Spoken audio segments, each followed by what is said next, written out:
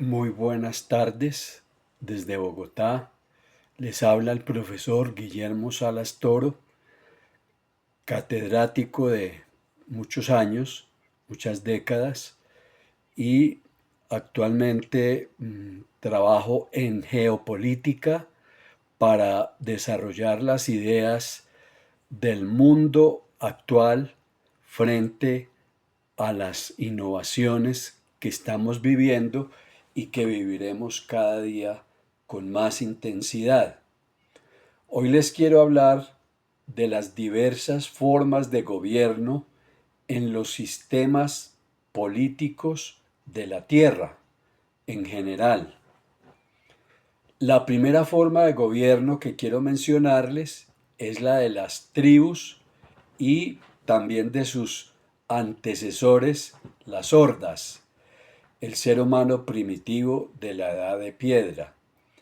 La Edad de Piedra consistió en los inicios de la humanidad, cuando el hombre se desarrolló a través de la evolución de los animales superiores y desarrolló un estado de vida diferente a los animales porque se trató de unos conocimientos humanos superiores a los de todos los demás seres de la naturaleza, pero también con los criterios en el fondo de su mente y también en el fondo de su espíritu con los criterios que tenían básicamente los animales.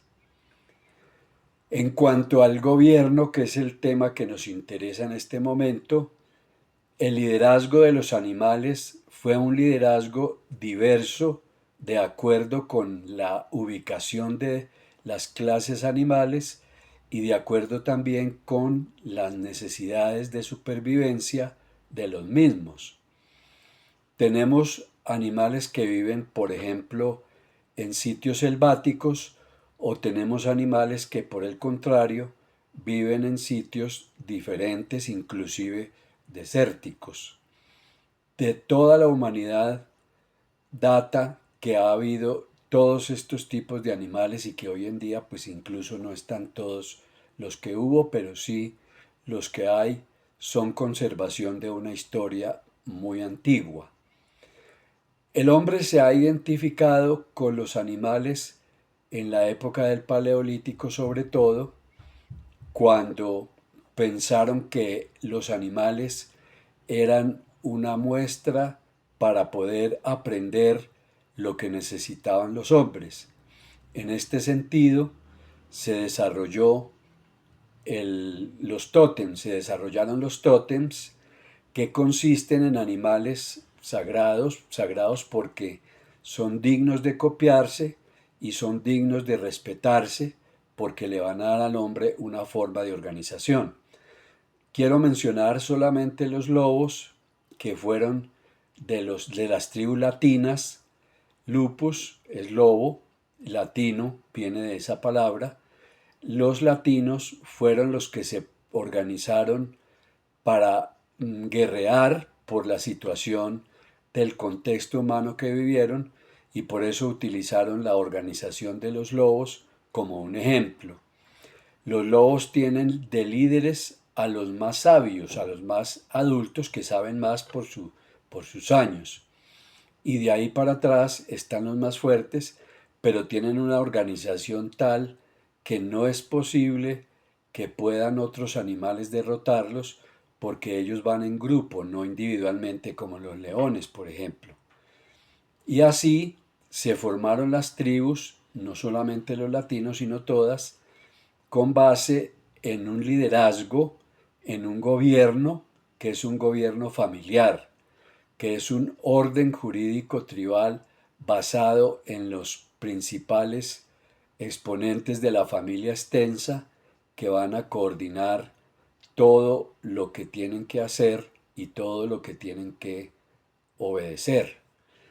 En estas tribus no existe la propiedad privada, pero sí existe el Estado, inclusive en las hordas hay estados transhumantes, los animales también tienen una especie de Estado, y ellos, dentro de sus estados, los animales, también tienen un orden jurídico de nivel animal, por supuesto, como lo tienen las tribus, que quien manda es el cacique, que es el más sabio y más antiguo de las personas de la tribu para que puedan organizarse y vivir bien. Pero no hay un orden jurídico absoluto ni tampoco económico. El siguiente paso es el régimen monárquico. El régimen monárquico es un régimen donde el rey es el que toma el poder y lo hace ya sobre otros porque hay varias tribus unidas. El rey ha logrado dominar a las otras tribus a través del uso de los metales, de las armas metálicas, y también poniendo una figura religiosa que eran los dioses a quienes debían obediencia, pero los dioses eran relacionados con los dirigentes de los reinos. El reino entonces tiene un gobierno absolutista donde hay una tribu antigua que son los aristócratas, que son los únicos que tienen derechos a nivel de la clase alta, que es la clase familiar del rey, pero todos los demás se convierten en esclavos y hay un sistema absolutista que duró muchos siglos. El sistema de los reyes va a desarrollarse de otra forma cuando aparecen los imperios, pero también son absolutistas. Sin embargo, los imperios, como son varios reinos o incluso varios reinos y varias tribus dominadas por un solo emperador, tienen una organización absolutista que va a reconocer de cierta manera el poder de los antiguos reyes en algunas partes de donde ellos gobiernan. Esa sería la diferencia con las monarquías y la diferencia del emperador con los reyes.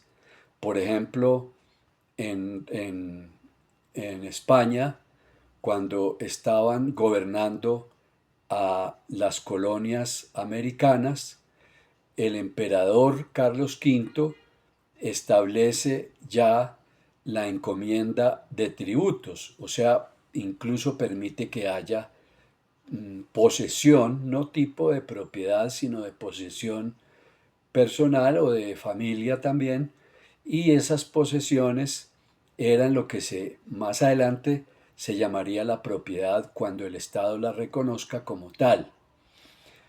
Así pues, el imperio tiene unos avances frente a los reinos. Después de los imperios aparecen en el mundo los estados dirigidos por la burguesía, y es después de la Revolución Francesa, cuando los revolucionarios de Francia están gobernando a través de una clase social que es la de la burguesía. Esa burguesía no es propiamente una burguesía que vaya a desarrollar un, eh, un imperio de unos pocos, pero sí una cosa semejante en el sentido de que son unos solos los que van a tener toda la autoridad, la máxima autoridad del Estado. Esa máxima autoridad, después de la Revolución Francesa, se convierte en el capitalismo individualista que finaliza el feudalismo y lo hace a través del individualismo.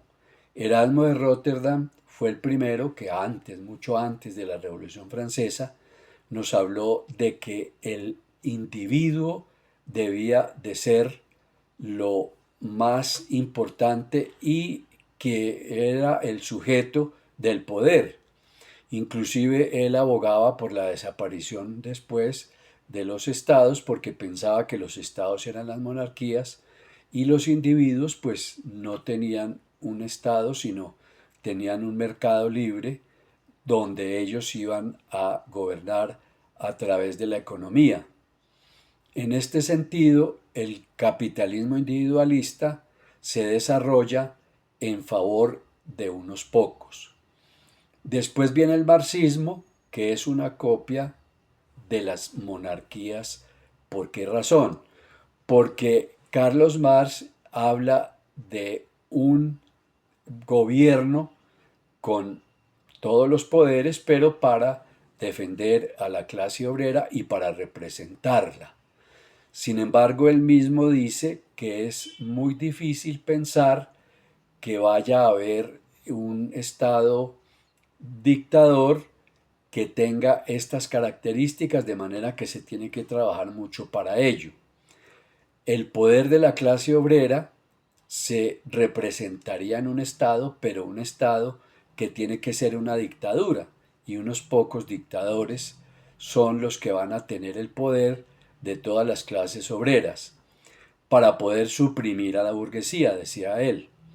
Es una fase transitoria con el objeto de que pueda suprimirse la burguesía y ser un paso para que llegue el comunismo, que sería algo similar a la era antigua de las tribus.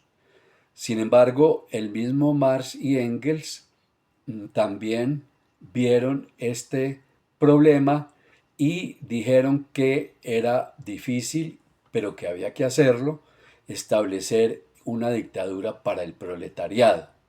El gobierno entonces es de los dictadores, y por eso ellos lo primero que hacen es reformar la Constitución para que todos los poderes queden en cabeza del presidente de la República. Y finalmente aparece el capitalismo responsable en Estados Unidos, pero obviamente en coordinación con muchos otros estados como Japón, Singapur, Corea del Sur y muchos otros, Colombia, por ejemplo, en la época de Mariano Ospina Pérez.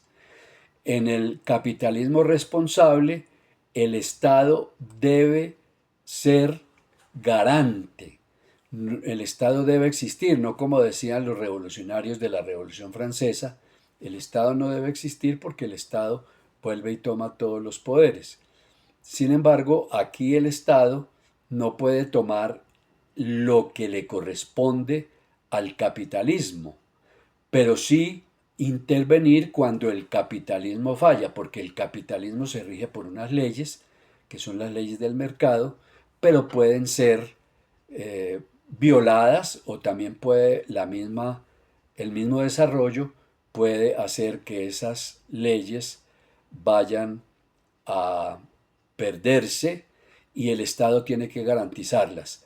Por otro lado, el Estado tiene que garantizar tanto el capitalismo de las grandes empresas como el capitalismo de todos los demás, en el sentido de darles una oportunidad, como dice Ronald Dawkins, la igualdad de oportunidades, y sobre todo el emprendimiento para lograr que todos tengan cada vez más y que no haya necesidades.